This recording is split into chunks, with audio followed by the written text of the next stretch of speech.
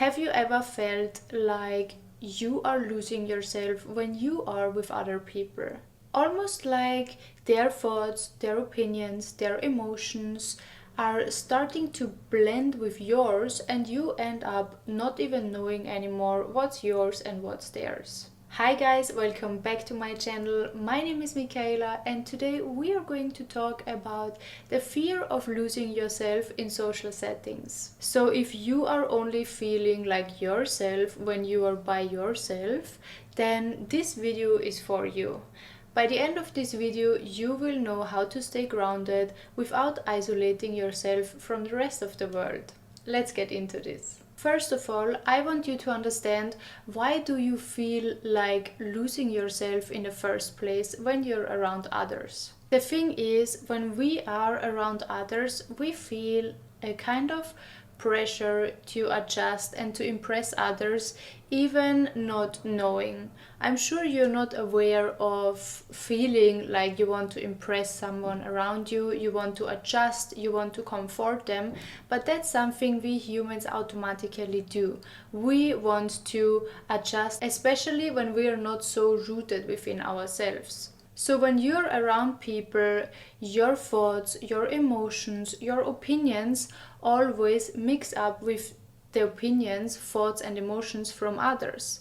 And in special when the person that you are with or the people that you are with have very strong opinions, they have very strong thoughts, they have very strong energy in themselves. So we start to think that must be the truth, and we doubt our own truth. The thing we are doing is that we kind of put others on a pedestal where they are actually not. But just for your understanding, when you are with others and your thoughts, your emotions, your opinions get so much influenced by others, then it's because you put them on a pedestal and you think they are something better than you. They must know something better than you. So you start to interrogate yourself, you start to question yourself if maybe you are wrong. And to be honest, no judgment, no shame for that, because I am the same. I used to always overthink what I'm doing, what I'm saying, if I'm right, if I'm wrong.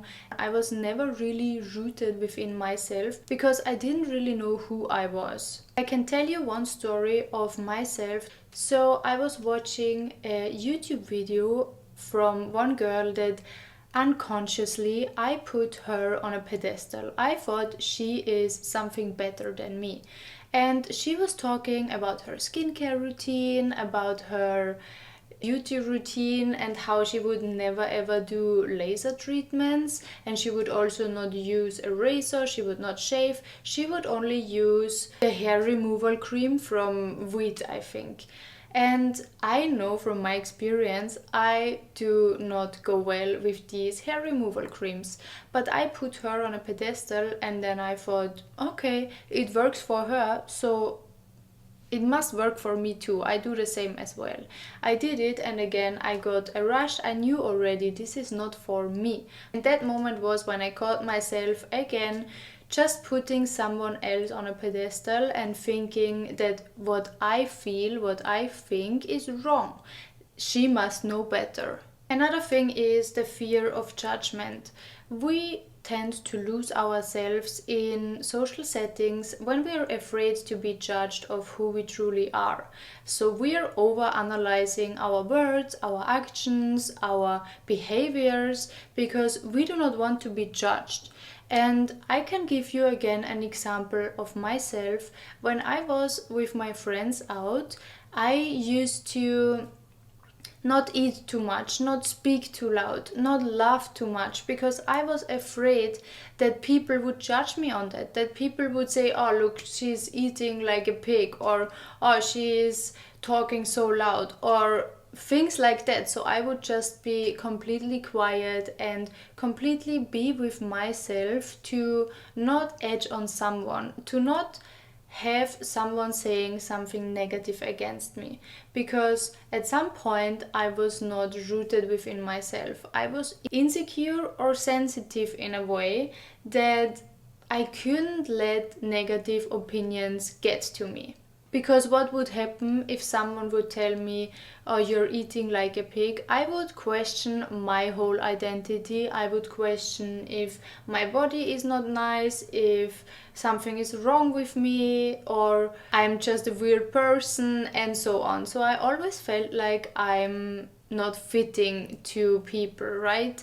And the same goes with opinions. When you share your opinion and the opinions from the people you're around with are different, of course they are going to feel a certain type of way. They are going to know who you really are. They are going to know this person has an opinion about ABC, and there it is. You can be judged on that. And this has so much to do also with who you surround yourself with.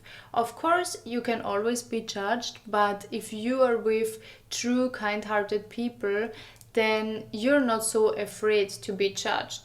But this usually comes from childhood already. Maybe in childhood you got always the feeling from your parents that something is wrong with you, or you need to change, or you need to be in a certain way to be approved, to be loved. And from that moment on, this just goes on and on and on, from kindergarten to school to high school and so on. So every time you are thinking there is something wrong with you, with your true self, you need to hide your true self. That's why you are overthinking, you are overanalyzing yourself, your actions, your words, your opinions, and are almost afraid of showing up as yourself. What happens then is that you will end up socially exhausted because you are every time trying to change your personality, unconsciously, of course, change your identity almost, just to be the same as others, just to fit in a group. And this can be exhausting. This is exhausting. And another thing is to be sensitive when you're around people.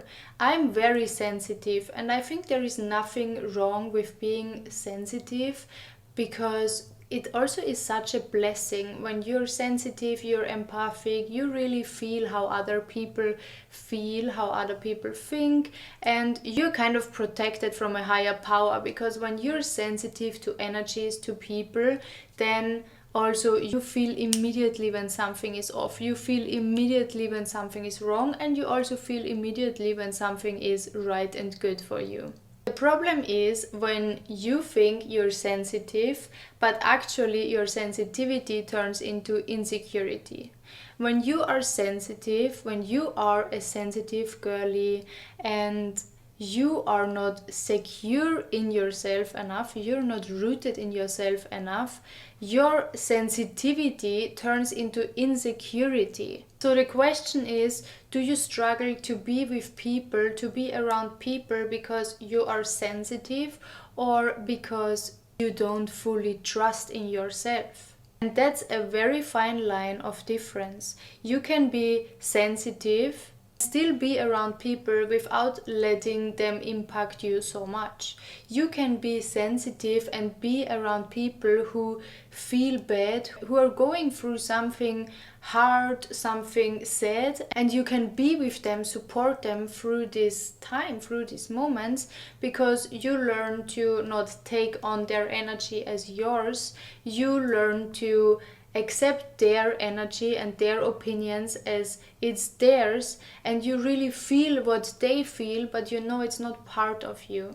And that's the same with opinions, thoughts, and emotions. When you have true confidence within you, then you can be around any person, around any social setting, you can be around any group of people and still be yourself without having to change, to overanalyze, to check on yourself, to feel exhausted after you meet them. And honestly, I don't want you to feel bad because you're realizing maybe now, oh, maybe I don't have that much confidence. It's okay, honey. It's okay. It's fine. I also don't have that much confidence. Even if you think I'm talking in front of the camera, I'm like the Instagram girly, I show everything. No, I struggled with this my whole life, and it's just getting better right now because I'm getting older, I'm getting to know myself, and I'm getting to understand what's actually going on. And that's why I'm here. I'm talking about it so I can help you to understand the same and to not beat yourself up because you're not that confident yet. Next thing I want to talk about is the power of being alone.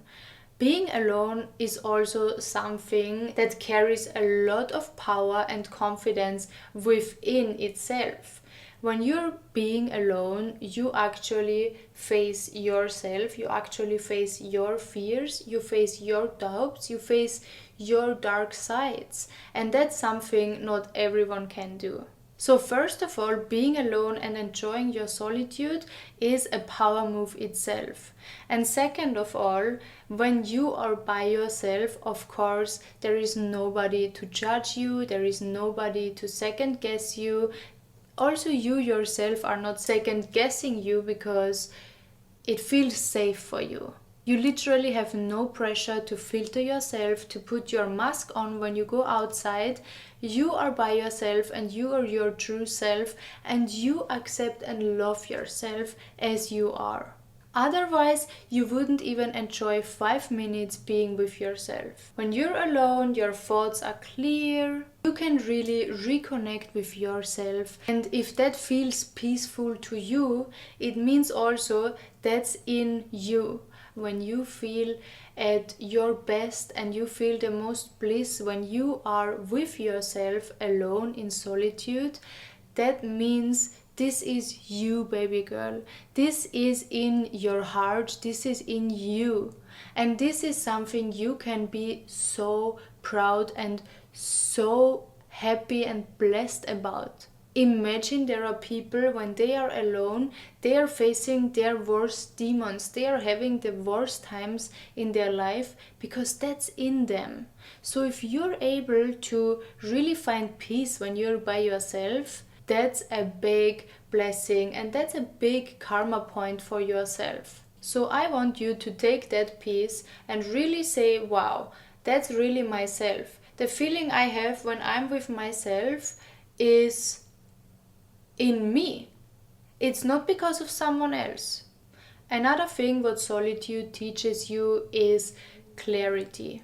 It teaches you clarity. It teaches you self-trust. And it teaches you emotional independence. You really get to know yourself. You really get to know who you are without any external noise. Because that external noise, of course, is influencing you. If you want it or not, you are adapting when you are around people. So if you surround yourself with people who are always mean, who are always disappointed, who are always negative, guess what? That will be part of you. At the end of the day, we are all just results of everything we consume, of everything we surround ourselves. We are absorbing people's emotions, people's speech patterns, people's opinions, people's beliefs. But the thing is, when you're always alone, you're also missing something big. Because when you are around the right people, you can take something from them. Imagine now you are always by yourself, but something is lacking, something is missing. You are not earning the money you want. You are not reaching the goal you want. And when you're by yourself, all you can do is blame yourself, right? But what you can do is to use socializing, to use social gatherings for you. You can use it to change yourself. When you are aware that you're absorbing everything around you, that you're absorbing people's beliefs, emotions, thoughts, and so on, then you can choose wisely with who you want to surround yourself in order to get to that goal that you want to go to. Example, you want to lose weight, you want to improve your beauty, find friends who are master in that. Find friends which have it as a lifestyle to take care of themselves, to do their hair, do their makeup, lose weight, eat healthy, have a fit lifestyle, and you will see how quick you will adapt those energies, you will adapt those routines and habits. What I'm saying is, instead of completely losing yourself when you are around people, you can actually use it to your own benefit. And with being aware that you adapt, that you absorb, that you adjust anyways when you're around people, then why not choose the right people? Then why not use it for you? If you want to grow a business, surround yourself with business people. If you want to earn more money, find rich friends. If you want to start to be a YouTuber, if you want to start social media, surround yourself with people who are doing that on a daily basis. Now the question is, how can you do that without losing yourself? Because of course you don't want to end up asking yourself, but who am I? The question is, how do you do that? How do you connect with others? How do you be around others without losing yourself?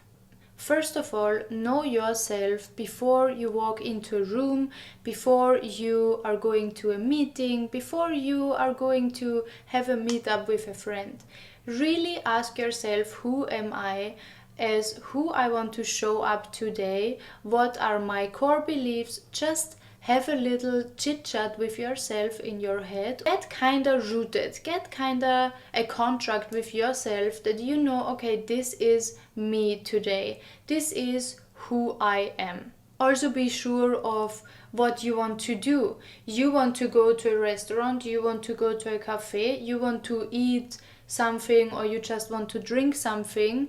And even if everyone is deciding we're going to smoke shisha, you stay grounded, you stay rooted. You say, I'm going home, thank you, it was really nice to meet you guys, that's it. Or if they are going to party but you are simply not a party person, then you just go home, honey. Just go home.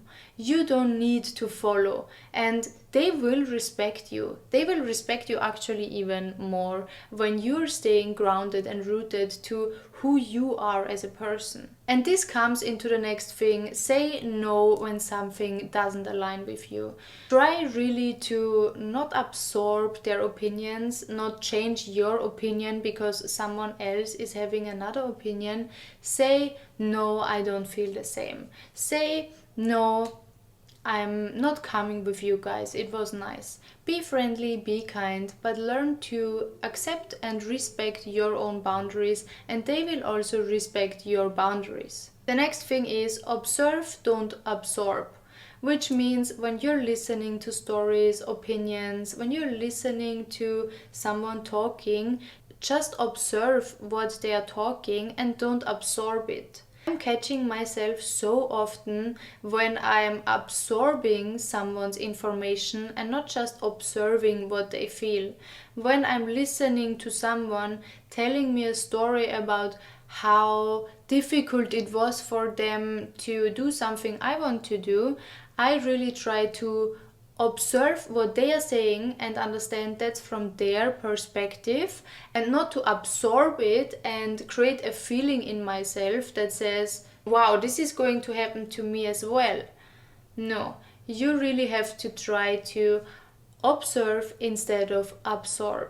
So listen without automatically making their thoughts, their experiences, beliefs, emotions, opinions as yours. The next thing is, of course, emotional detachment. You really need to see people as who they are. They are nothing more and nothing less than you, a human person with their experiences, with their beliefs, with their upcoming, and so on.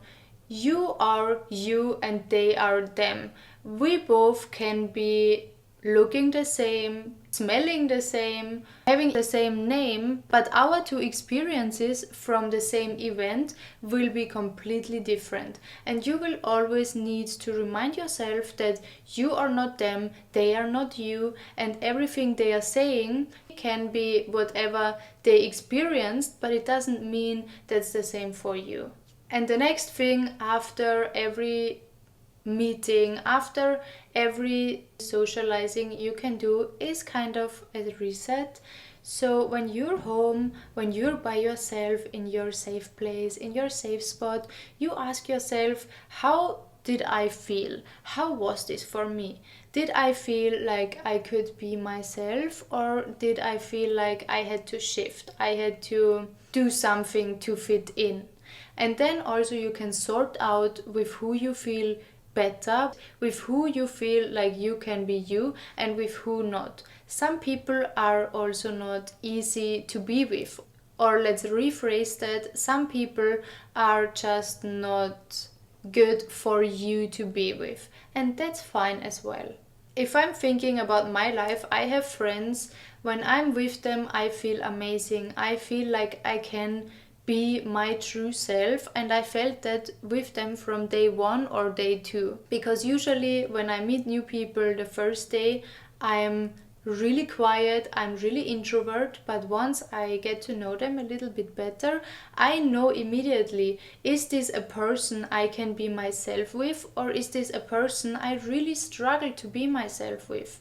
I have friends, I really try to not see them as much, because every time I am with them, I feel like I was not myself being with them. I really struggle to be my authentic self and express my authentic self when I'm with them. And that's fine. That doesn't make the other person bad. That doesn't make the other person any less worth or any less lovable. That's just a realization. And that's to enjoy with awareness, caution, and just in moderation. Another thing you really need to understand is the difference between isolation and solitude, because sometimes we feel like we are really enjoying solitude. That's why we don't want to hang out with others, we don't want to socialize, but sometimes it's not the solitude that we are really enjoying, it's more an isolation, because we're afraid of judgment, of losing ourselves, we're afraid of being seen as who we are. And that's then a kind of defense mechanism that makes you in that belief, in that bubble, that you are fine and everyone is not fine, because you're not feeling great when you're with someone else. Of course, it's easier to be alone, easier to not show up, easier to not go outside, especially when you have a pure heart and you enjoy to be with yourself. But true confidence isn't in hiding. True solitude is in understanding solitude is something that strengthens me, that strengthens my personality, that strengthens my connection to myself. But honey, it doesn't strengthen you when you keep isolating yourself in order to not get rejected.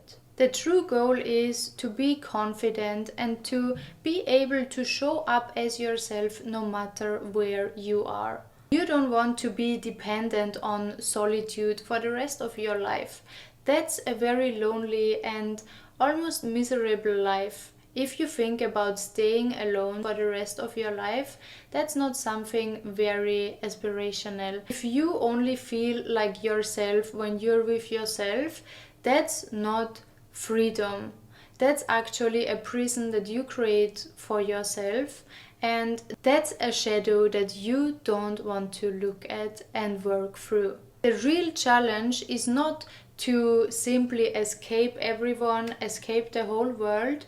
The real challenge lies in being so confident and rooted within yourself that no matter what's happening around you, who is around you or who isn't around you, it doesn't shake you, it doesn't break you. You need to learn to be around whoever and still be confident and rooted within yourself. Keep always in mind, solitude is great, but solitude always should make you stronger. Solitude should never ever make you afraid to engage with the world, to have friends, to go out and show up outside and for yourself. Because when you are showing up outside, when you're showing up with friends, when you're showing up in social gatherings, you are also showing up for yourself. I want you to think about a child. Imagine your child is only at home.